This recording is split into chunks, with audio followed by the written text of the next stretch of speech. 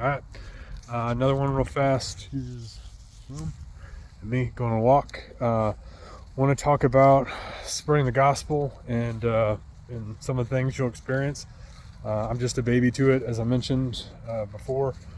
So definitely a lot of people have years of experience. To that, I guess, God bless them and thank you.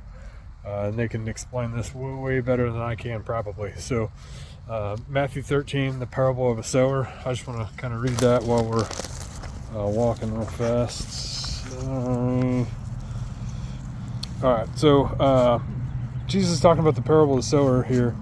He's telling his apostles about it, but I just want to kind of read into 13:12. Whoever has been given more, and he will have abundance. Whoever does not have, even what he has will be taken from him. This is why I speak in parables. Though seeing, they do not see. Though hearing, they do not hear or understand. In them is fulfilled the prophecy of Isaiah. You will be ever hearing, but never understanding. You will be ever seeing, but never perceiving. For this, people's hearts have become calloused. They hardly hear with their ears, and they have closed their eyes. Otherwise, they might see with their eyes, hear with their ears, understand with their hearts, and turn, and I would heal them.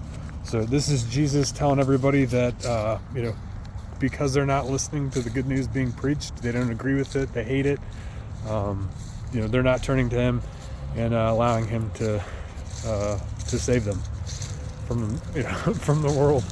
And then the next one we'll talk about is, so often you're going to, often I find myself, showing people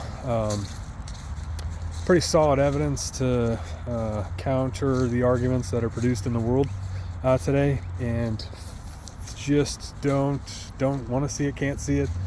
It's weird being on this side of the debate, whereas a few years ago I would have been arguing, even as a believer, against some of the things that are said directly out of the Bible. I just never read it for myself, never knew. The other verse I want to talk about is John 15:18, and this is kind of, I mentioned before, like a litmus test for everyone. If you believe you've been called to preach the good news, and you've answered the call, and when you're reading out of the Bible, if people don't like what you're saying or hate what you're saying, John 15:18 is a good one to review, and we will do that. So, 1 second. All right. Sorry. If the world hates you, keep in mind that it hated me first. If you belonged to the world, it would love you as its own. As it is, you do not belong to the world, but I have chosen you out of the world. That is why the world hates you. Remember the words I spoke to you. No servant is greater than his master. If they persecuted me, they will persecute you also. If they obeyed my teaching, they will obey yours also.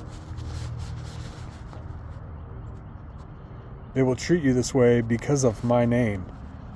For if they do not know the one who sent me, if I had not come or spoken to them, they would not be guilty of sin. Now, however, they have no excuse for their sin. He who hates me among them, what no one else did, they will not be guilty of sin. But now they have seen these miracles, and yet they have hated me both and my Father. But this is to fulfill what was written in their law. They hated me without reason. So, with that, don't believe me, read it for yourself, and don't send me your money, keep it for yourself.